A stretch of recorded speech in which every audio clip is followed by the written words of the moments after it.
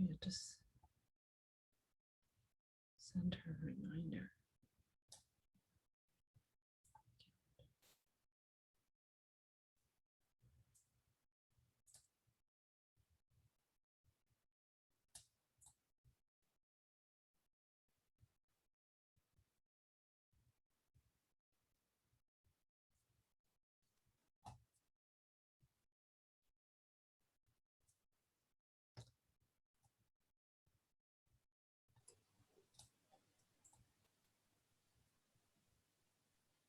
Thank you to everyone who's waiting patiently. We'll get started in a few minutes.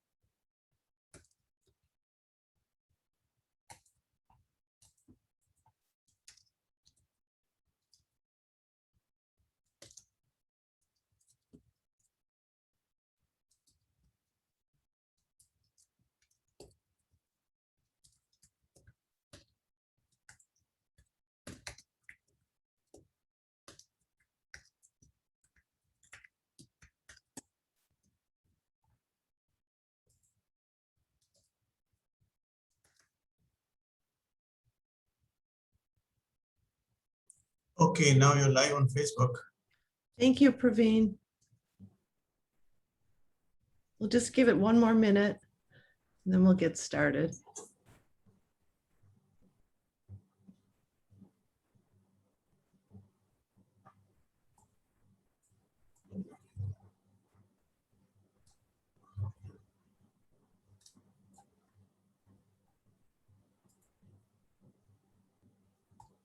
Okay, so welcome to our third session in our English for Career Development series. I'm Paula Masad, the English Language and Education USA Advisor at the U.S. Embassy in Doha. Today's topic is all about how to conduct an effective job search, and I'll turn it over to our moderator, Hensa Maria.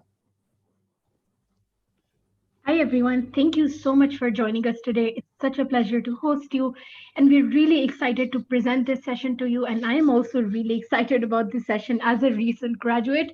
So today we'll be talking about what to do when you're preparing to hunt for a job. What are things you need to be careful of?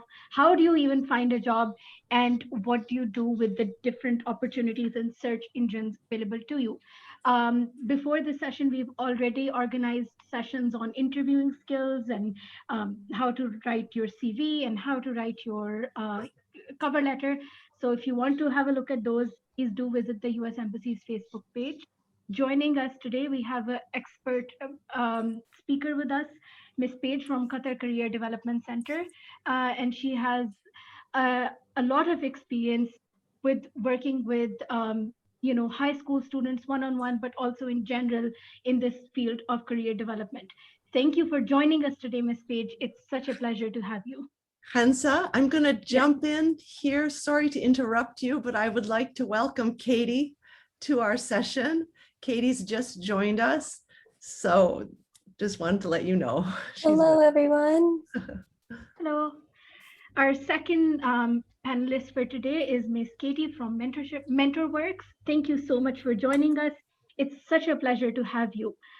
So let's just dive in. When you're looking for jobs, do you just look at one job? Do you just target one sector? Do you just target one company? What do you do? Ms. Page, can you get us started? Can you tell us if we should just target one job, if we should target multiple jobs? How does it work? Thank you, Hamza, and thank you everyone for joining us today. So when you're job searching, it is smart to target specific organizations or industries of interest. However, it's always a good idea to have different options. If you put all of your eggs in one basket, so to say, you run the risk of not getting any jobs. So it's best to have a targeted approach. Be thoughtful, be mindful of the industry and the organizations that you're interested in, but don't ever limit yourself to just one opportunity. It's best to apply to multiples to give yourself the best opportunity and best chance. So if I should apply to multiple jobs, should I only look at the job market from a specific search engine, or should I look at multiple places? What should those places be? Katie, can you get us started on that one? Absolutely. I think taking multiple engines into account is definitely a great place to start. I think that's also going to give you a really great understanding too of all of the different titles that one role can have. Every industry, every organization specifically has a different jargon and different lexicon that they're used to using. So maybe a technology associate somewhere might be a technology engineer somewhere else. So using multiple engines to conduct your search will give you the best understanding of what the field is for that specific role as a whole, and that'll keep you best informed as you move forward. Can you elaborate a little on what those job engines might be, or what are possibly some other ways of searching for jobs? Yeah, absolutely. So a lot of the ones that we utilize are Indeed. Monster isn't a great one, but I think it's a great one to give you a really great understanding, again, of that greater language that's being used for specific roles.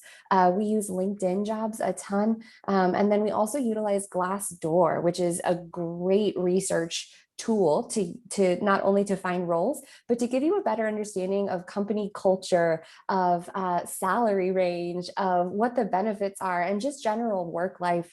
You can do, it's sort of like a Yelp, I guess, for companies, where you can go in and give a review, say, I really love working at MentorWorks, for example. The company culture is great. They do a great job emphasizing the importance of work-life balance. But then you can go on there too and see some of those not so good things and think to yourself, maybe I don't want to work somewhere where most of the employees seem to say that the expectation is that I work 75, 80 hours a week. Maybe that's not the best for my own personal work-life balance or my own personal preference. So you sort of get that insider information. So Glassdoor is a huge one that we recommend for some of that foundational job search too. And also, I'll add to that here in the Middle East, Bait is a very common job searching website that many people will utilize.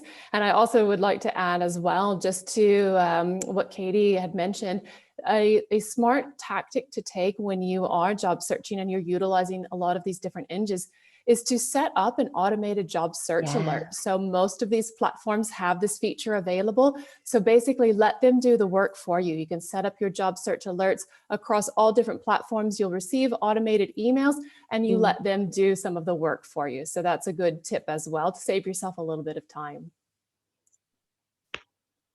Thank you. I am definitely turning on my job alert after this.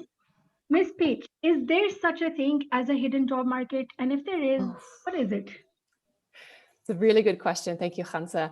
So some people might have heard this terminology, hidden job market, before. What that essentially means is that many roles might already be filled even if they're advertised or even before they're advertised, and an employer might still have to go through that process of advertising to be fair, but it might already be filled.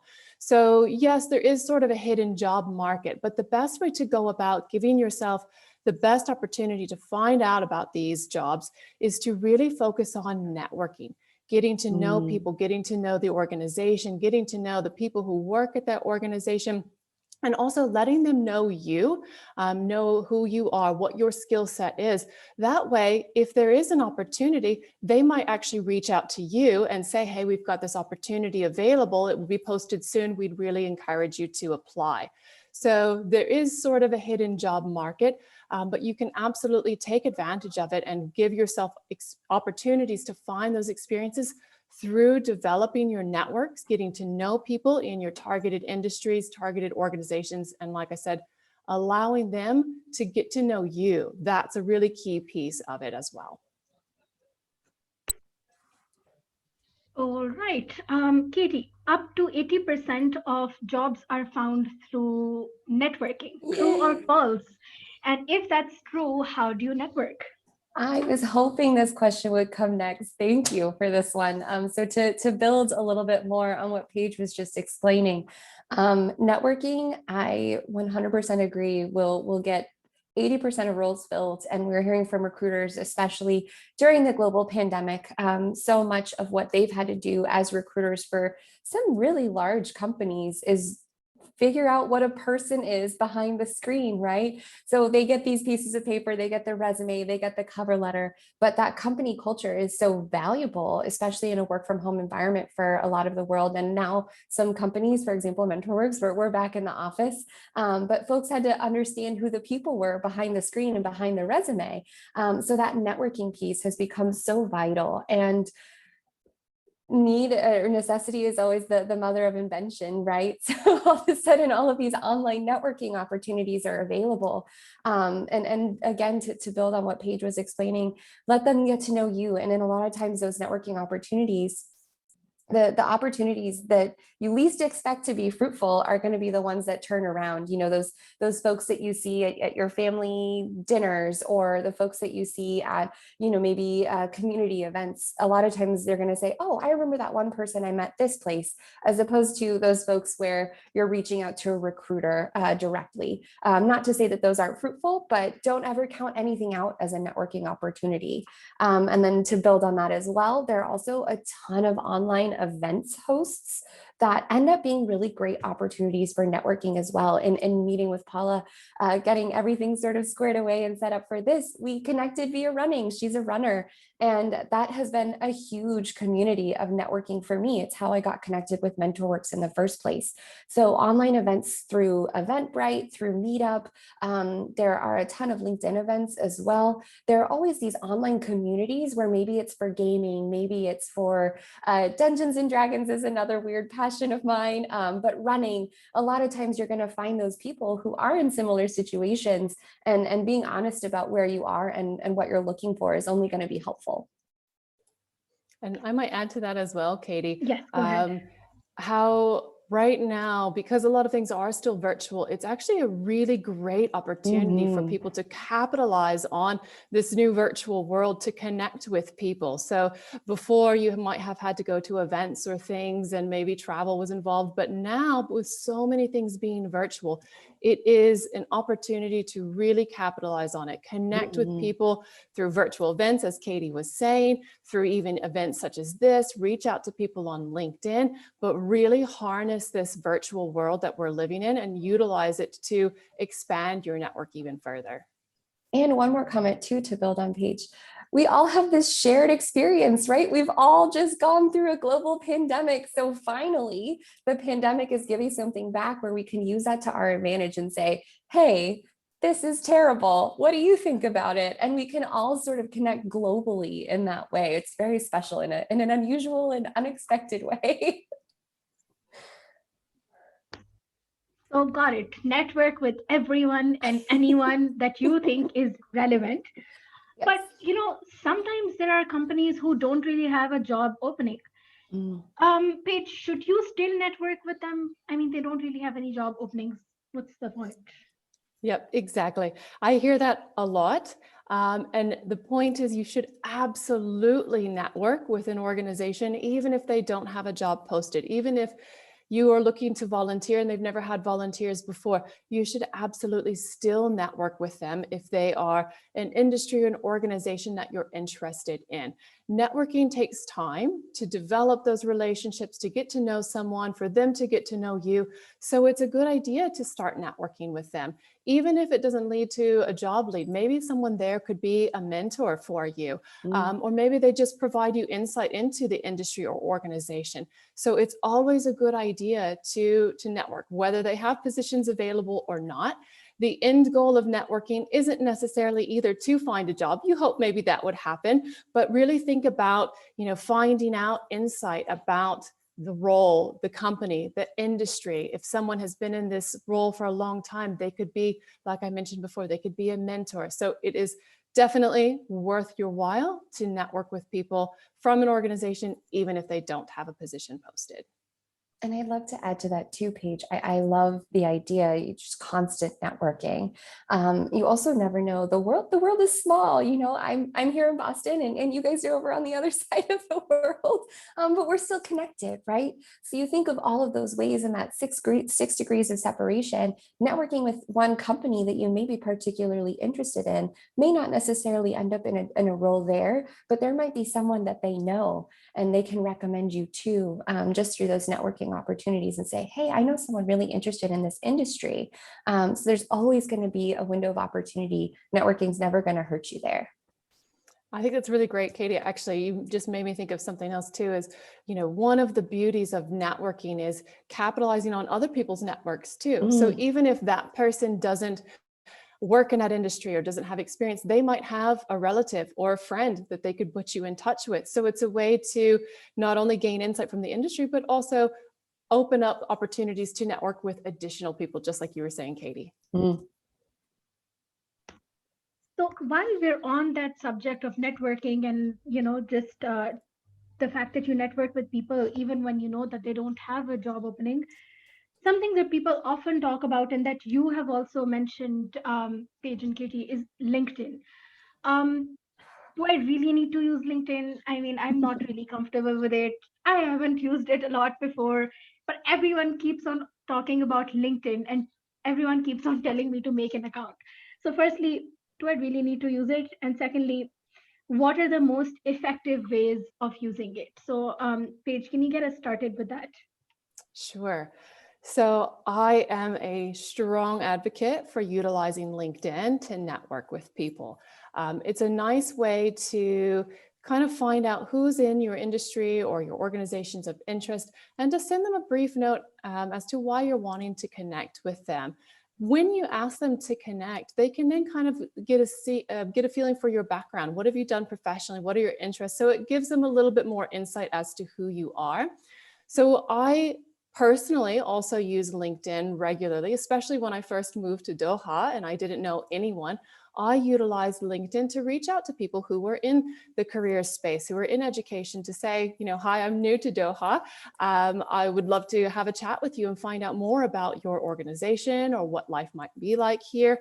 And I actually received quite a few responses from people who were more than willing to provide me with insight, to provide me with guidance. I still keep in touch with people on LinkedIn from previous roles. And it's just a really great way to put yourself out there, expand your network, gather information, and meet new people virtually. So I am a very strong advocate for LinkedIn. I will piggyback on that and echo everything Paige has said. We've noticed, especially over the last year, the use case of LinkedIn and the variety of uses for LinkedIn has become far greater than I think even the developers of LinkedIn ever hoped for. The way that folks have been able to connect through LinkedIn, as Paige was saying, has been over the moon. I mean, just an unusual and wonderful way that folks all around the world, again, here we are, right? All around the world are connecting through LinkedIn. I also think to what I was saying earlier, it gives recruiters that little window, that extra window into who you are. And it gives you a really wonderful and cohesive platform to advertise all of the best things about you. I think recruiters can get a really great sense of your energy, your work culture preferences through the way that you utilize LinkedIn. If you cheer people on, if you are able to congratulate folks on new roles that they have, you're giving those recruiters a great understanding of who you are as a person and eventually who you would be as a teammate as well. So really understanding, again, who it is behind that piece of paper through who it is behind that job application. And again, showing everything off. So you can put in your portfolio, you can put in a website that you've got all of your information on. It's just one more step for them understanding who that digital presence is. All right. So, I now understand the importance of updating my LinkedIn and developing my connections further. But obviously, like LinkedIn, all these job engines aren't the only way that people talk about. Sometimes people talk about, just having a cold call with your CV or just placing a call through email or just going to places with your CV. So firstly, is that important, Katie? Do we do that? Do we not?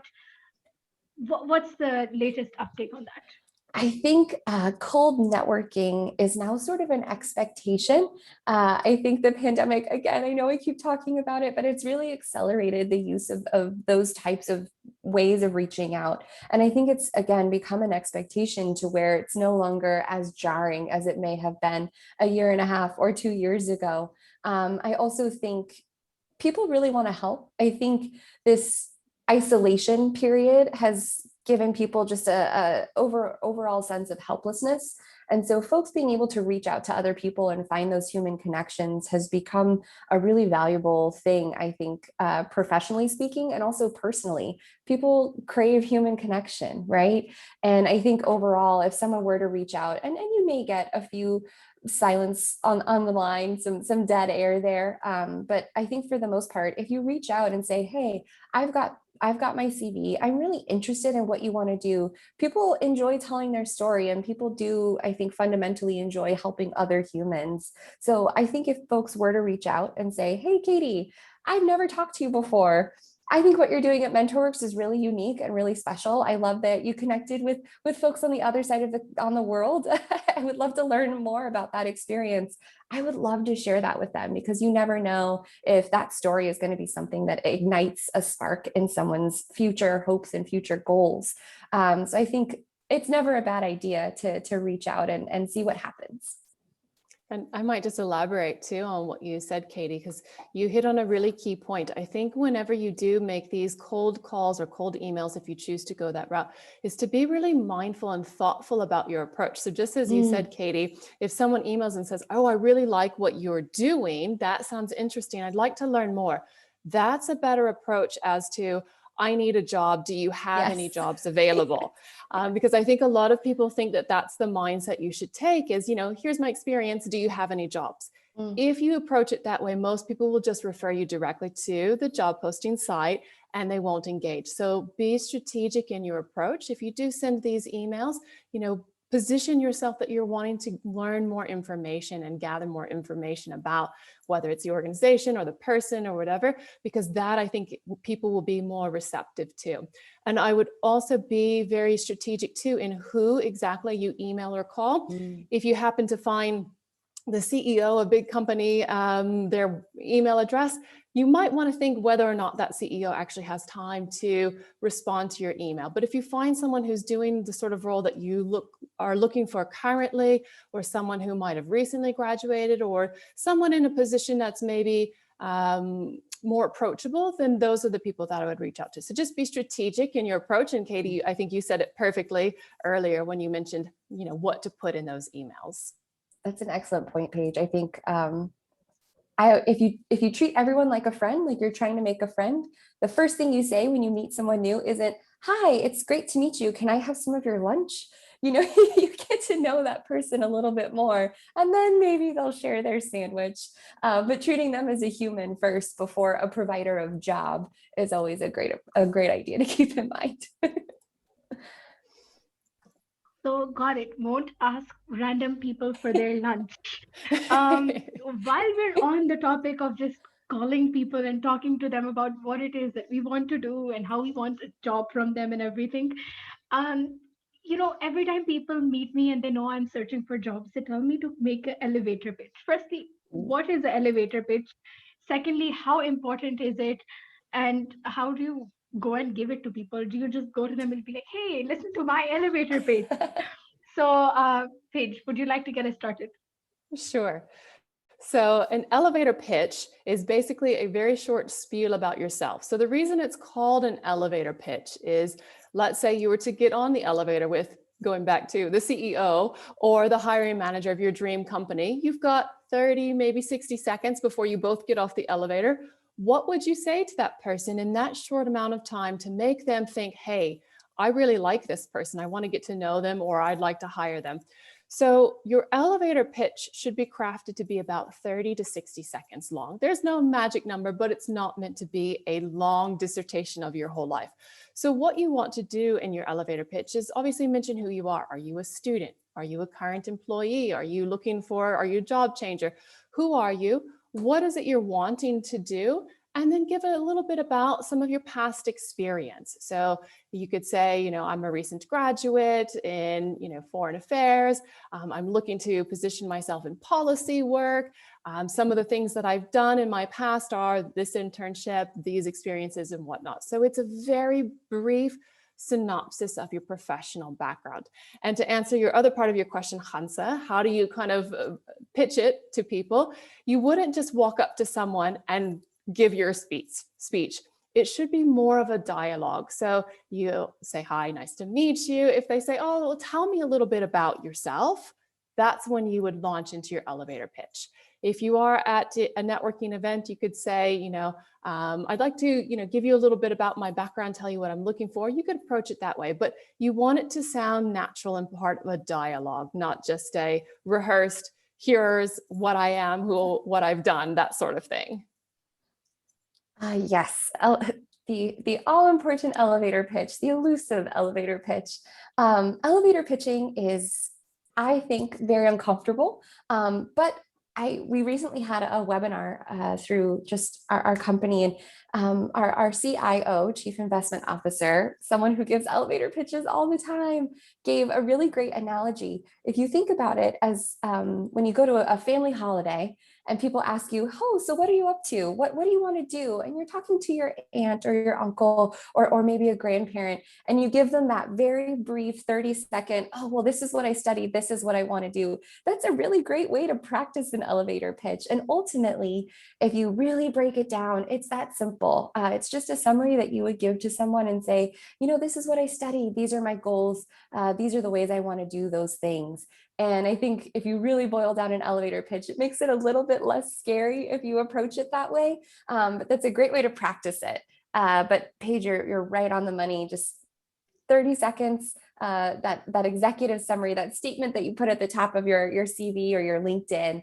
But it is intimidating, and it does take a lot of practice. You can talk to yourself in the mirror maybe a little bit, get yourself pumped up for it. But it's really just something to have in your back pocket. So I have a nice resume. I've prepared for interviews. I placed cold calls, cold emails, LinkedIn, all those other, job searching networks. I have an elevator pitch prepared that I recite to everyone on the elevator, done all of those things. Will I get a job in the first month of job searching? This Paige, can you tell me that? Sure, good question. So there's no magic number as to how long it would take to find a job. I always tell students to start looking way before they graduate because it takes time. Some people might have luck finding a job right away within the first month, but usually it will take a little bit more time than that, particularly right now, sort of in this post-pandemic world we're living in. It might take a little bit longer than expected. So my best tip is to just be patient with yourself. Make sure that you're doing all the things that we've been talking about, networking and reaching out to people, being proactive, having your resume ready to go, your elevator pitch, all of that sort of good stuff. But give yourself time and be patient with the process because it will take time. Like I said, no magic number. Some people might find a job right away, but for many, it does take, it can take several months to find a job. So just be patient and keep doing the things that we've been talking about and keep your options open. And I'd love to build on that too. You gave me a great thought, Paige. In addition to being patient with yourself, you have to give yourself a lot of grace and remember that every job application, if you do get a no, or if you do get another letter that says, well, unfortunately, you see that word and you sort of stop reading, remember that it's not you. It's not a reflection on you as a person. Like Paige was saying earlier, they may have hired someone internally, or they may have already had someone in mind before they posted the job. Remember that even though there is no magic number, when those things do come in, it's not a reflection on you as a person. Just sometimes things don't match up. A lot of times there's applicant tracking systems in place where they're utilizing a sort of search engine optimization that matches your resume to the job posting. A lot of times, as Paige was saying, that it is internally filled, or they had someone in mind, or maybe they're using a recruiting company that they've guaranteed X amount of positions to. So never get too hard on yourself yourself either, and know that there's so many things outside of the frame of view that may have impacted their decision as well. Okay, so as soon as I finish this session, I am going to go and post memes on my social media about, how hard the jobs process is and how hard searching for it is and how done with life I am. But wait, will employers look at my social media? Katie. Absolutely. I think, again, the pandemic has really made a huge impact on the value of social media and the importance of social media to recruiters. LinkedIn is going to be a huge one that they use, but don't discount other platforms as well. Instagram, Facebook, Twitter, having a positive and professional appearance on those platforms is really vital, again, to giving recruiters that understanding of who you are as a person. And then also it can help expand your network, right? Being frank and honest and saying, hey, I'm looking for a role. I'm really interested in this industry. Maybe join a few podcasts or listen in on a few different events. And again, grow your network. Social media, as intimidating as it can be to sort of navigate the channels of all of the different platforms there are now, can be a huge tool for networking and getting your message out there. And then, maybe one day you'll end up being a mentor to someone, or you'll end up helping someone find a role through social media. So using it as a tool in your arsenal, as opposed to something that you just have to stay away from so that you can maintain a professional appearance, is always the best approach. Everything can be a tool. And I'd just like to build on that, Katie, too. Be very mindful as well that what you're posting should reflect something that you feel comfortable knowing a future employer might look at. So you want to be very mindful of the kind of pictures, the kind of posts that you're putting out there, because if your future manager or boss or director takes a look at that, if it doesn't align with company profiles or company missions or goals, then that could be a way to be eliminated before you even submit an application. So just be very mindful. Now, on the flip side, as Katie was saying, use it as a tool. If you are reading lots of articles about this industry or the company or something, if you have insightful posts, that can be a way to almost elevate your presence. In fact, I would even suggest following organizations of interest on LinkedIn and posting really insightful comments about maybe projects or things that they're working on, because that can raise your profile. So just be very strategic of how you use your social media accounts. For your personal stuff, make sure that you don't have anything on there that you would not want an employer to see. And then for the professional ones, use it as a tool. Comment, make posts that are really insightful about the industry or current projects or topics. So Paige, if they're going to look at everything, including my social media and my Instagram and all the memes that I post, should I only apply for jobs that I feel I'm completely qualified for and I feel that I meet the requirements 100%? This is a good question. So oftentimes when you see a job description, there's a long list of things that they're looking for, right? And you might think, oh, I have 80%, but I don't have the remaining 20. I shouldn't apply. That's not necessarily the case. What I always advise is to review the job description. If you feel confident that you can do the job and do it well, and if you meet the majority, maybe 75% of all of the requirements, then go ahead and apply.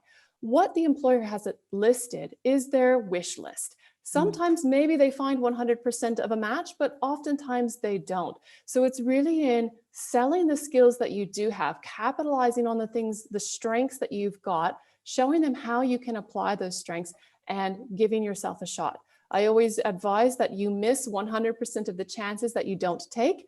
So it's worthwhile to go ahead and take it. Now, if you only have one or two things on a list of 20, then I would start to question whether or not you should be applying. If it's something though, like I said, that you feel confident you can do and do well, then it's worthwhile giving it a go. Paige, I love a good Wayne Gretzky quote in the morning. I love that.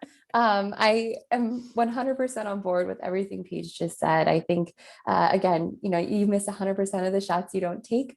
And I also think, to build on that wish list idea, the person who meets 100% of those things is a unicorn. It is so rare for a company to find someone who meets every single item on that wish list. I always think of a job posting in the same way that you think of a grocery list. So as soon as you're out of something, maybe you ran out of tissue, You write tissue down. You know that's the first thing on your grocery list. Think of a job posting in that same way. As soon as they realize they have a need for something, their most important items that they're looking to be filled are going to be at the top of those responsibilities. I want someone who can make sure that they take care of this task because that's not currently being handled and we're at a loss for it. So if you think about it in those lines, you can sort of look at a job description almost as a priority list and say, you know, they really want someone who can handle data and a fast-paced work environment. So if you meet those top two things, then maybe move from there. And as you get down to the bottom of the list, maybe those requirements, you can sort of whittle things away down that way. I think that the job posting itself can feel a little bit intimidating if you're looking at every single one and thinking, gosh, I just don't meet any of these job requirements 100% of the way. But looking at things along those lines, I think sort of balances them out. So while we're on that topic, Katie, I have a degree in international affairs with a concentration in culture and politics. But if I find an interesting marketing job that I'm interested in, should I apply for it or should I not, because my degree is not in marketing? So I have a secret to share with you guys. I work at MentorWorks. I am here in career counseling and mostly just cheerleading folks on as they go through our career development platform. But I have a degree in dance and history. So as you go through, the experience that you pick up professionally is going to add on. And don't forget the value, the transferable value of just getting a degree, right? It takes a lot of time. It takes a lot of dedication. It takes a lot of energy to put in. And the skills that you learn to research, you learn to work in teams, you learn to work in groups. So don't discount the value of a degree just because the title on it doesn't exactly match what they're looking for. As long as you can speak to and frame your accomplishments in the right manner, you're always going to be able to speak to why you would fit into a role. So maybe this marketing role has a focus on foreign affairs and international relations. So maybe just keep in mind that you're never invaluable because you don't have the right title on your degree. You're always going to be valuable because the transferable skills you bring with you and your experience that you bring with you is so specific and so unique to you. There's only one you. So being able to speak to why you fit this role is always going to be the best approach, even if the title doesn't necessarily fit. Okay, so while we're talking about that, I've listed all my skills and all my qualifications and everything that I've accomplished on a CV. So can I, Ms. Page, just use one CV or one resume to apply to every job that I want to apply to? This is a common misconception. Many people think, okay, I've got my resume, perfect. Now I can send it out to all 50 of these jobs and that's it. I wish that were the case, but it's not. Because as Katie was saying earlier, each job, when they list what their requirements are, they've got their own priorities. So what you should do for every job application you submit is tweak and tailor and modify and make sure that you focus on those skills that that employer is looking for. So if it's, project management skills, have you articulated your project management skills clear enough throughout your resume? Are there other things that maybe you left off you should add in? Or if an employer focuses on the ability to be a leader, how have you demonstrated your leadership qualities? So for every job application, you should modify a few things from the executive summary at the top to key achievements, maybe even reordering your dot points to focus on the priorities that are first. But you want to ensure that for every job application you submit, you have made small edits and small changes, which I know means a lot more work on the back end, but it's worth it. Because when you think about the fact that an employer will take maybe 60 seconds to look at your resume, you want the key things to stand out. You want them to pop. You want them to see, just as Katie was saying, the list, you want them to be like, oh, yeah, here it is. Tick, tick, tick. They go in the yes pile. So I know it's more work, but it's worth the extra effort. Absolutely. I think that the days of the set resume and send to all are gone. With the rise of applicant tracking systems, a lot of times, even just the lexicon, the language that folks are using, maybe they're looking for someone in construction and one company uses the words build and another company uses the word construct. they're total synonyms, but using a different language could completely rule you out when it comes to the applicant tracking system and the way that little robot is reading through everything on your resume or your CV. So keeping that in mind, taking that time to really make sure that the language you're using in your resume or your CV directly parallels that of the posting itself is only going to help you. There's a really great tool out there. It's called JobScan.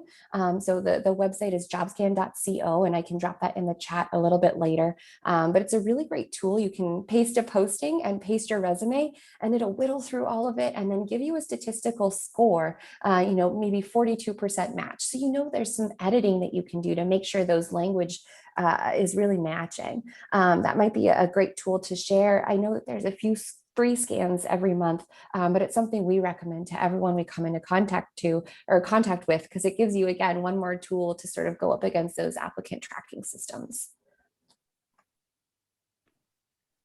Okay, so I'll make a variety of CVs depending on the job that I'm applying for. But Katie, do I also have to submit a cover letter, and do I have to submit it for all of the jobs that I'm applying for? I think a cover letter is a great window into who you are as a human. A cover letter is a great way to share why you're passionate about this role. And a lot of times, a cover letter is that extra tick. If folks don't submit a cover letter, a lot of times they'll be discounted from a role because their application is going to be seen as incomplete. In addition to a cover letter and a resume, if you do ever get an interview, always send a thank you note as well. I think all of those three things really comprise a complete package when it comes to a job application. But I think a cover letter, again, even though it's a little bit more work to go through and type it all out and make sure it's matching the job posting, it's only going to help you, right? So it's one more tool in your arsenal. It's one more thing that's going to make you stand out. And it's going to give, again, that window into who you are as a person versus just a resume.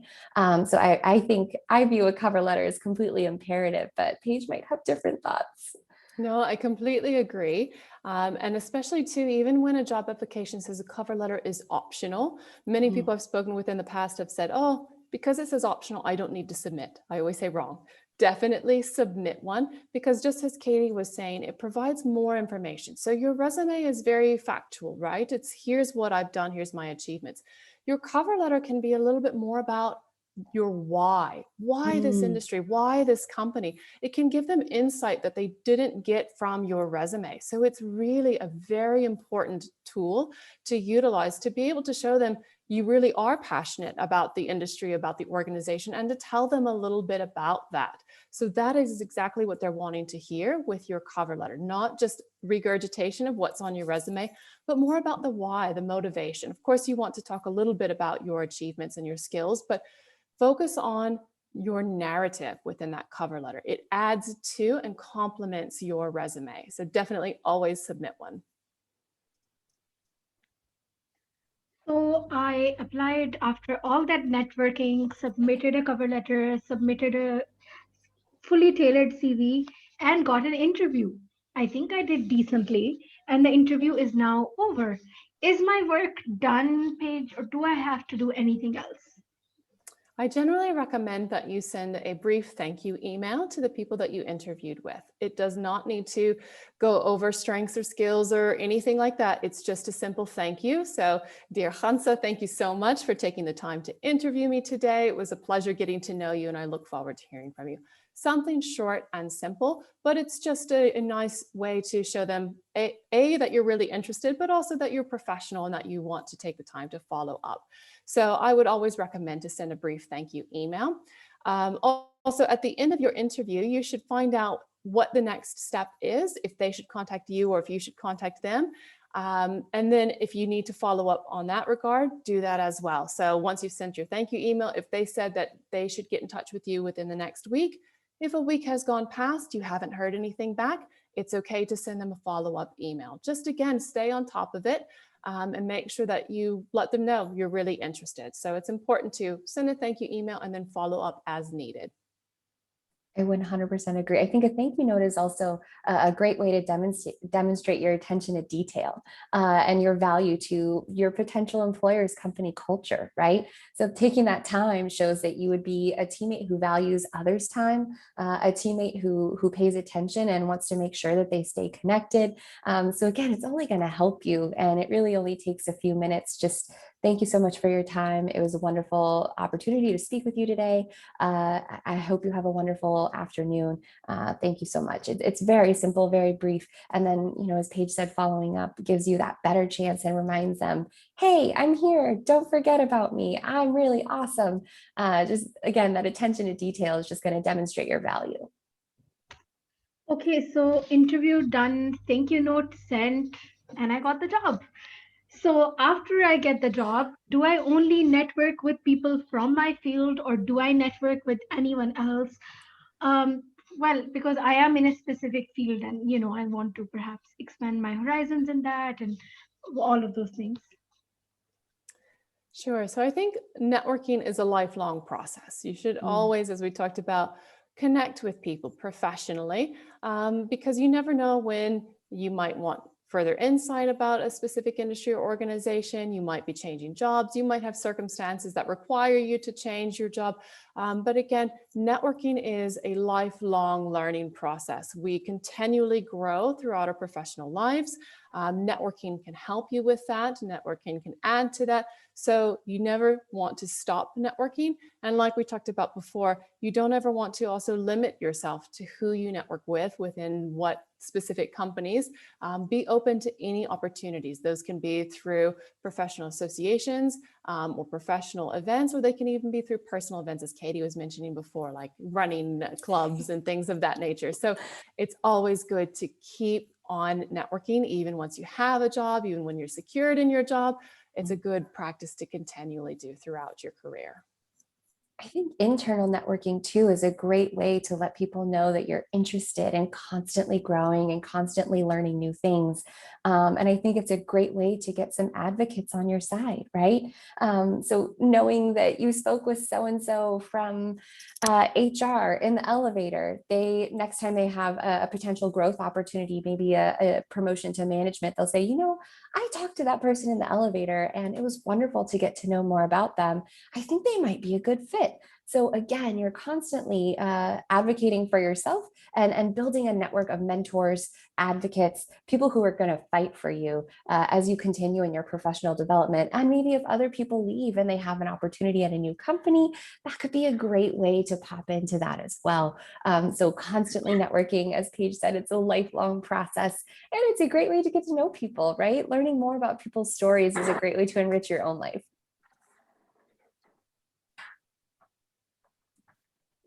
I have many more questions, but I see that our time for this session is finishing. So without further ado, the opportunity is for our audience and our participants to ask us any questions you have. Whether you're joining us through Facebook or Zoom, send us your thoughts, send us your questions, and we will be more than happy to engage with you to answer your questions. And we're looking forward to it.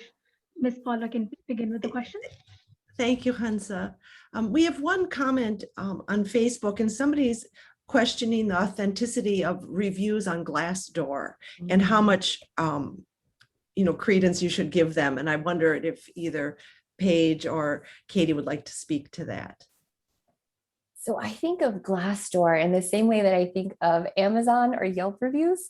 The more there are, the more I trust them, right? If you're looking at Yelp, you can't figure out where you want to go to eat, or if you're looking at Amazon, you can't figure out which item to buy, and you say, whoa, this item has 272,000 reviews. There must be some sort of balance to the reviews in there. I think Glassdoor is the same way. I think a small company is going to have a little bit more of a skewed process because they are trying to promote themselves and they are trying to make sure everyone knows that they're great. And it's also easier to maintain that in a small company, right? Knowing the CEO's pet's name is going to be a lot easier if you've got a team of 10 versus a team of 10,000. So yes, I think there is a skew on Glassdoor reviews, certainly, but I think it's always going to be relative to the size of the company and their ability to maintain a certain rapport with the employees.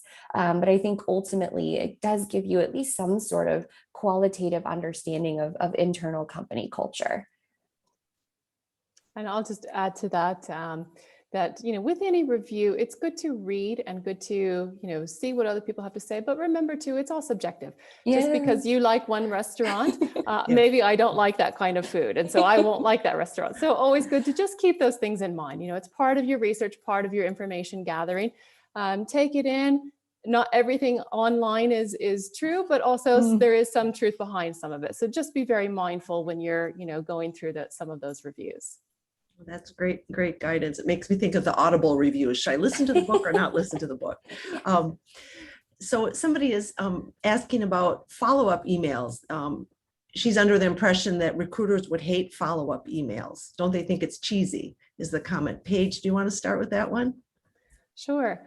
So no, I don't think recruiters think it's cheesy. I think you're actually helping them by saying, hey, by the way, I haven't heard back from you, or, a thank you, whatever it might be. So again, be very short and concise with your email. If it is a thank you after an interview, you're just simply writing 1 or 2 sentences. If you've interviewed and you haven't heard back yet in a week or so, you're just simply following up. So it's not cheesy. You're doing your due diligence. You're following through, which might have been one of the skills that you listed on your resume. So it's not cheesy at all. You are doing what you said. Now, if you email them every single day, well, then that's a different story. So just be mindful of how frequently you email them. But again, no, they wouldn't think it's cheesy. You're following up, you're following through, which is an important quality for any professional. I also think too, everyone likes to hear nice things, right? So getting a thank you for your time is never going to make someone's day worse. It's only going to just give them that little bubble of joy and say, hey, I was appreciated today. So I 100% agree with everything Paige said, and it never hurts to share a little bit of kindness through a thank you. I think that's great advice. I agree. I think it's really important to send a thank you. There's a question. I'm not quite sure how the employee benefits from hidden jobs in the US. I'm not quite sure exactly what the questioner is asking. I don't know if do you want to try how someone can uncover the hidden job market in the US? Okay, maybe. Yeah, Katie, maybe. if you would like to maybe start. So that's a tough one, but it's very good, as Paige was saying earlier, to keep that in mind, not only in the point of not taking maybe rejections personally, but also knowing that networking is a great way to get connected with some of those hidden jobs. So I wouldn't say it's necessarily something that you need to break into, but something that you need to be aware of is there, and know that networking is a tool to get you connected to them. So it's really just being informed is the best way to plan your strategy, and knowing that they're there will keep you informed, and just fuel all of your networking fury, all of the connections you guys are going to make. It's only going to help to make sure that you keep that in mind. Katie, as you're talking, this made me think. So if you're really interested in a particular company and they don't have any positions listed in your particular area of interest, should you just go ahead and submit your resume?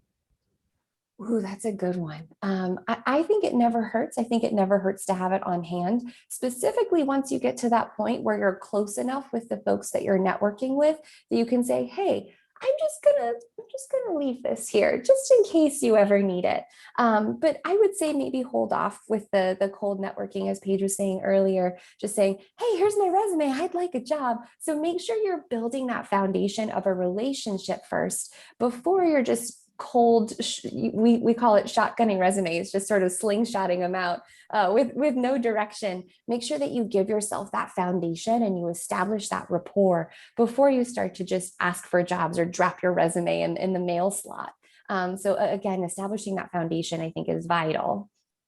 And I think even, Katie, to add to that as well, when you are contacting with employers too, rather than just sending them your resume, you could maybe position yourself as to, I would really like to get involved with your organization. Is there a way that I can volunteer with you? This is something I personally do, because if you hope that you get a job out of it. But even if you don't, you're building up your network. You're building up people who know a little bit about you. You're doing things that add to your resume. And then if a job does come available, well, they already know you. They've seen your work ethic. They've gotten to know you. So when you, rather than just saying, here's my resume, you can maybe say, I'm really interested in the work that you're doing, as we talked about before. Is there a way for me to get involved with your organization, even if it's voluntarily? That is something that will demonstrate your strong motivation to get involved with that organization. Thank you. Somebody has commented on Facebook that they noticed that most employers have merged two professions into one to cut expenses, which complicates the issue. I guess that sort of gets back to what we were talking about earlier. You were talking about earlier, the lengthy position description that has many things listed. So I don't know if you want to respond to that comment. I'll let Katie start. I think this is becoming more and more common as technology becomes more and more of a focal point for every company, even if they're not necessarily a tech company. Knowing your way around a variety of industries is so important because of the cross communication involved in so much of today's economy, in so much of today's any industry that you're interacting with. So while those job descriptions are getting lengthier and lengthier, we're also able to access a variety of different information. You have things like Udemy or edX or any of these online platforms where you can continue to grow your experience and your skills, but also keep in mind, maybe this job description is growing. And for example, I'm here at a startup. I wear a different hat every hour of every day, but it's giving me a wonderful wealth of knowledge in the inner workings of a company. So while that may be intimidating, maybe look at it as an opportunity to continue your professional development and continue growing, as opposed to something that is keeping you out of something. So for example, I have been writing some information on coding workshops. I don't know anything about coding, but the internet is there and it's a wonderful wealth of knowledge for me to learn a little bit more. And it's making me a better coworker as well, because now I know a little bit more about what my neighbor's doing next door while he's frantically typing away on his 4 screens. I have a better understanding of what he does, and now I'm able to support him in a different capacity as well. So really those lengthy job descriptions, I think, are opening a lot of doors for understanding the overall corporate setup as well. I just want to add to that, Katie. That was amazing. I agree 100% with everything you said. And particularly what you mentioned about, if there's something that they're looking for, a skill set or knowledge of a certain platform or technological application or coding, even if you don't have that, the internet is your friend. There are so many instructional videos online you can watch. You can at least tell the employer, I watched this instructional video, or I've done this, to show them that you're being proactive rather than just going and saying, I have no idea about coding. You can say, oh, I took, this online course, I did a quick practice session, because that will also show them that you are proactive and take initiative. So I just wanted to expand on what you were saying, Katie, because that was exactly perfect advice. But it's an opportunity for you to add more to your application, but show them that you're being proactive as well. Great guidance. We have someone that's commenting or asking about LinkedIn, and you spoke at length earlier about LinkedIn, but they're asking, what does it mean premium? I know we can use LinkedIn for free, but then there's the premium option. So could you elaborate on that, Paige? I'll let you start. Sure. So you don't necessarily need to get the premium version. I myself don't have it. I think a lot of recruiters pay for the premium subscription, but the free platform works perfectly fine and it has all the functionality that you need. So there's no need to pay for the premium subscription. Yes, it's a great way to find jobs. If you've looked online, they do have job postings. As we talked about before, you can also set up automated job postings on LinkedIn as well. But I also just simply use it to connect with people in my industry. So if you're looking for roles as engineer or marketing or consultant or whatever, you can simply type that in to your search button and look at people. That's what I do. And you can even restrict that to your certain geographic location if you like. So you can say people specifically in Doha or in Qatar or wherever. And you can see people then who have that as a job title and who are in your geographic region. And then you can send them a request to connect. So that's the approach that I would recommend to take when utilizing LinkedIn. I echo that 1000%. I paid for LinkedIn Premium and it started up and it said, what's the difference? I had a few more LinkedIn in-mails. I had some access to some additional information, but there was really no additional value that I wasn't already getting through LinkedIn, especially when I was job seeking, those automated job alerts that Paige has mentioned, and really just finding connections. So type in a company, maybe you really want to work for Disneyland, you can type in just Disneyland in the search bar and then find people that you're connected with. So again, it's just an information hub that has become so imperative in the job search nowadays. But keeping those connections in mind, it's a really great tool, and premium's not necessary at all. I'm aware that we're running out of time and I want to give Hensa a minute to wrap things up, but there's just one final question. And I think you spoke about it earlier. Both of you mentioned some of your favorite, somebody's asking for good resources for hiring, resource apps. So you mentioned some of the websites, so maybe just quickly rename those and then we'll turn it over to Hensa. Yeah, I think Indeed, Monster is another one. LinkedIn is always my favorite. Glassdoor is a good one. They do post roles there. And then again, you get that added benefit of maybe poking around a little bit and understanding the company culture. And JobScan's a great one for getting past those ATS, but not as much of a resource, I think at least, not as much of a robust resource for finding roles themselves. But Paige, take it away. I'm sure you've got additional ones. Oh, I mentioned Bait as well earlier. So Bait particularly is quite good here. So you can take a look at those. But again, I think the point is you can utilize these, but set up the automated job search and focus your time and energy on networking and getting to know people. I think that's the best approach to take away from this session. Hensa, Thank I'll you turn it so over. much. Thank you so much to our panelists for joining us today. I learned a lot, and I think my LinkedIn and everything else is going to see a major revamp after this. So thank you so much for joining us. To our audience as well, we hope that this session was beneficial for you.